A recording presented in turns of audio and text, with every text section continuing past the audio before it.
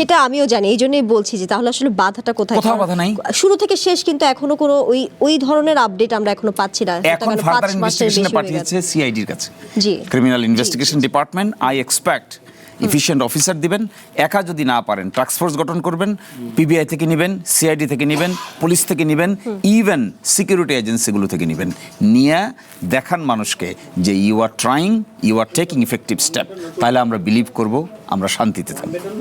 এখানে যা হয়েছে, এখানে একটা তদন্ত রিপোর্ট সাবমিট করেছে, কিন্তু হাজির রিপোর্ট মামলায় একটা তদন্ত রিপোর্ট সাবমিট করার পরে তার বিরুদ্ধে নারাজি হয়েছে ইনফরমেন্টের পক্ষ থেকে। ইনফরমেন্ট কিন্তু জাবের এই মামলার ইনফরমেন্ট, পরিবারের কোনো সদস্য ইনফরমেন্ট না।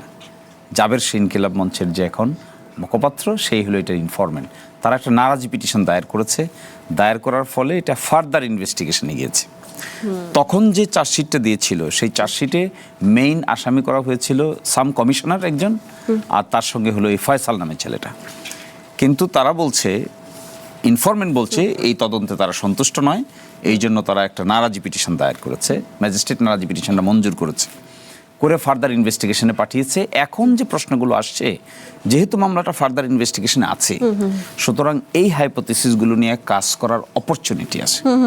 তারা চাইলে অকাঠ্য দলিল, দস্তাবেজ, সার্কামস্টেন্সিয়াল এভিডেন্স হাজির করার মতো ক্যাপেবল ইনভেস্টিগেটিং অফিসার হলে, তারা জোগাড় করতে পারলে, that would be ultimately unveiling the mystery.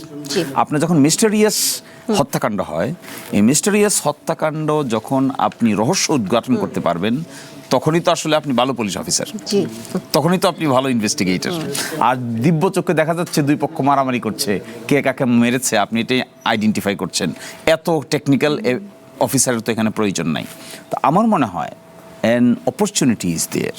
সলিউশনটা কি? সলিউশনটা হলো, যেহেতু মামলাটা ফার্দার ইনভেস্টিগেশনে আছে, তো ইনভেস্টিগেটিং অফিসারের সামনে নিউ উইন্ডো ওপেন হয়েছে। So they have to engage their intellect how to find the evidences, relevant evidences.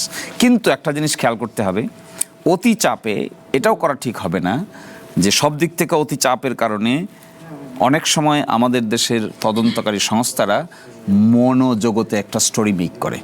আমরা দেখেছি তো মামলা করতে গিয়ে, দেখানোর জন্য। It would not be proper. যে হাইপোথিসিসটাকে তারা অ্যাকসেপ্ট করবে, তার সমর্থনে তাকে অকাঠ্য দলিল প্রমাণটা হাজির করতে হবে।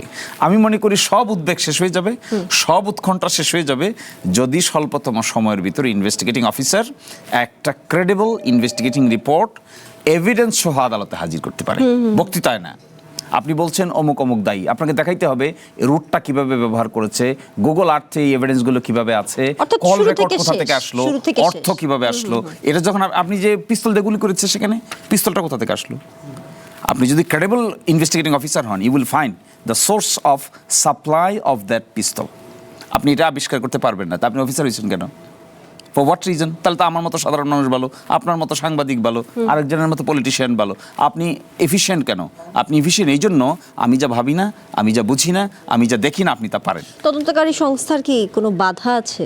কোথাও বাধা নাই। বাংলাদেশে সবচাইতে বেস্ট তদন্তকারী সংস্থা হলো এখন PBI, police bureau of investigation. সেটা আমিও জানি, এই জন্যই বলছি যে তাহলে আসলে বাধাটা কোথায়? কোথাও বাধা নাই। শুরু থেকে শেষ কিন্তু এখনো কোনো ওই ধরনের আপডেট আমরা এখনো পাচ্ছি না। এখন ফার্দার ইনভেস্টিগেশনে পাঠিয়েছে সিআইডির কাছে, criminal investigation department. I expect efficient officer দিবেন, একা যদি না পারেন টাস্ক ফোর্স গঠন করবেন, পিবিআই থেকে নেবেন, সিআইডি থেকে নেবেন, পুলিশ থেকে নেবেন, ইভেন সিকিউরিটি এজেন্সিগুলো থেকে নেবেন, নিয়ে দেখান মানুষকে যে you are trying, you are taking effective step, তাহলে আমরা বিলিভ করব, আমরা শান্তিতে থাকব।